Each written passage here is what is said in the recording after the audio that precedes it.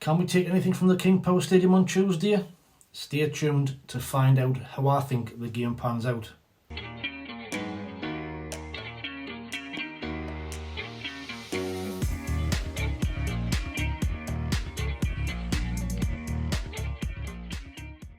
Hello, welcome to another video. So we're back with the match preview of our trip to the King Power on Tuesday night, where we face a massively difficult game against a team who are flying in the league. Can we get anything? Well, it's going to be tough. It's going to be really tough, but Leicester at the moment, like I said, they're flying. They're 5 points clear at the top. They're 11 points clear of third. You know, they've played 12 this season, won 11, drew none, lost 1. They've took 33 points out of a possible 36. They've scored something like 27 goals. They've only conceded 7. So, you know, they're just a head and shoulders above anybody else in the league. Enzo Maresca, since he went there, done an absolutely fantastic job. Adjusted to Championship life very quickly and made them a force to be reckoned with. Kept the core of the players from the Premier League, likes of Ricardo Pereira, Yannick Vestergaard, Wes Fout. They signed Harry Winks in the summer from Tottenham. They've still got Dewsbury Hall, obviously Jamie Vardy and Kenichi Niacho as well have stayed. So you can see why they've gone on this kind of run. The only team to beat them this season in the league was Hull, who beat them in September. They beat them 1-0 at home. And I think, you know, Leicester still had something like 12 or 13 shots.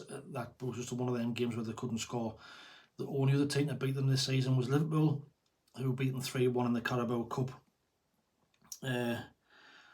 So it's going to be a massively difficult game.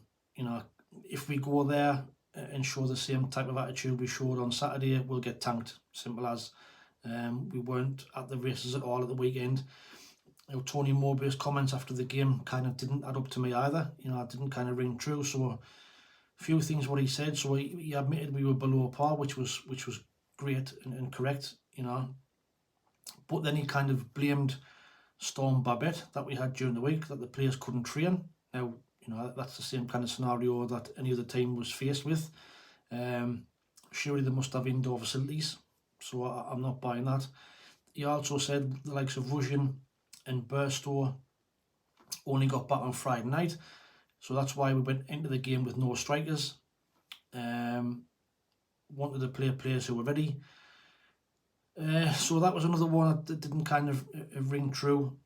And then he also said about the players who had been away on national duty kind of have been confused by asking to play different roles when they're away with the international teams, and then they get confused when they come back.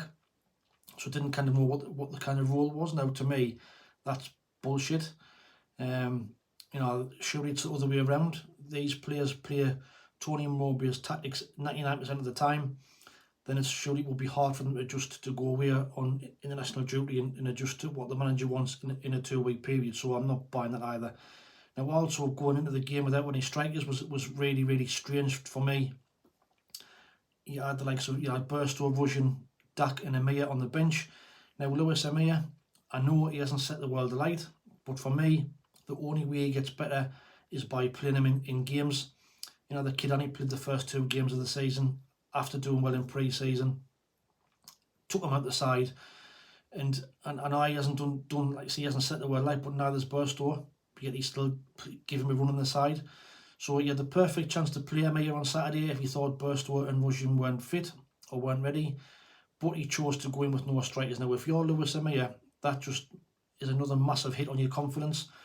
Just shows Tony Mowbray's got no faith in him whatsoever. He's been bringing him on for the last 5-10 minutes of games when he can make no impact whatsoever. So I feel sorry for the kid, and I'd like to see him get a little bit of a run out. Obviously Russian as well should be given a start. I feel now he's been here long enough to be given a start. So they say the only way Amir gets better is by playing him in senior games and not under 21 football. It doesn't make sense, and I do feel sorry for him. So them kind of things for me just didn't ring true after the game, and them type of comments didn't sit well with the majority of fans either, I don't think. Attitude was terrible. We were miles off the pace. Obviously we didn't have Dan Neil either, who was back on Tuesday, which is a bonus, but it just shows you how important he is to us. Now, the game itself, you know, Leicester kind of play predominantly a 4-3-3 at home. So they're going to be, you know, they play attacking football. So for me, I think personally, I'd like to see us play like a 5-4-1 formation, if you like. I'd like to see us play with a back three with this type of formation. So I'd have Sealed, Ballard and 09 as the three centre halves. I'd have Huggins as left wing back, Hume as right wing back. Then I'd have kind of Dan Neil just sitting. Then I'd have the middle three of Joby, Ekwart and Clark just tucking in and rushing up front, who looks like he likes to run in behind and is pacey. So, you know, if we can hit them on the counter-attack, I just think with Dan Neil sitting in front of their back three, potentially nicking the ball and setting us away on counter-attacks for the likes of Huggins and Trey Hume and Clark to use his pace as well as an out ball. So I don't think we will, but that's just the kind of thing that I would like to see us do, just to change it up. You know, Leicester have done the homework and us that have stopped Clark and you stop us playing. I would drop Roberts, because for me, in these type of games, you need players who are going to be chasing the ball and not giving the ball away. And for me, Roberts has just been so up and down this season so far. Since the transfer window, I think his head hasn't been in the game after that Southampton rumour, and he just doesn't look at it for me. He's so frustrating at times, and his lack of final ball again is poor. Abdullah Bar's done better than him, if I'm honest. I know I haven't got Bar on the side, but I just think for this type of game, that's the side I would pick. Just to try and nullify them a little bit, really. See, can we get into the game? I didn't know. If we look at last season, where we went to Burnley, they were same flying high in the league. We went there and got a 0-0 draw. It's going to take a similar type of performance, you know, backs to the wall, defending, bodies on the line. But I just think at this moment in time, we're not in that kind of form. I think the battering against Middlesbrough has took its toll. Defensively, the last two games, we've looked all over the place. So score prediction-wise, I don't like backing us to get beat, but I've just got to go with me head, not me heart. I'd love to see us go there and get a draw, but I just think, like I say, we've been all over the place defensively, so I'm going to go for a 3-1 defeat. I can see us nicking a goal, but I just can't see us keeping the likes of Iniacho, Vardy,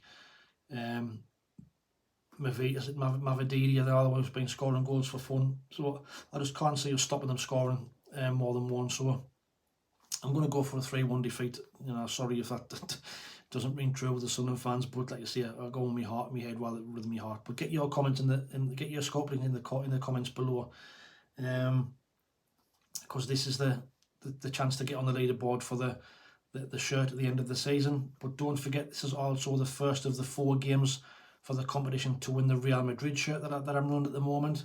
To predict how many goals there'll be in the next 4 games, watch this video for the rules and what you have to do. So you've only got until Tuesday night before the game kicks off to get them predictions in for a chance to win the shirt. Just before I go, there's a stat on the channel that shows that currently 85% of you that watch are not currently subscribed, which is fine. You know, I know that some people don't like subscribing to channels, or there's a lot of opposing fans watch the videos too, which they'll not want to subscribe. But there'll also be people who's watched and thought, you know, he's a dog shit, I'm not going to subscribe, watch or subscribe again, which is fine. You know, I totally get that. I'm not going to please everybody, but it really, really does make a difference when you subscribe to the channel. It's absolutely free. It helps us get the channel out to more and more people through the YouTube algorithm, to try and get bigger and better. So it's absolutely free. It takes you 2 minutes. So just, you know, hit that subscribe button if you didn't mind, and show the love. It'll be greatly appreciated. But anybody travelling down there, you know, enjoy the game on Tuesday night. And, you know, just sing your hearts out for the lads like you always do, and see we can nick a result. You never know. Typical Sunderland, it's what we do. Backs against the wall, we go there and get results like West Brom last year, that type of thing. So we've got to be optimistic, you know, and see what happens. But for me, it's a 3-1 defeat. Get your score predictions in the comments below. Leicester fans as well, get involved. You know, what do you think? Are you going to run away with the league? I can't see anybody stopping you at the moment either. There'll be a match review coming out after the game on Tuesday night, so stay tuned for that. But that's enough from me. So as I always say, thanks for watching. Take it easy, stay safe, and we'll speak soon. Ta-ra.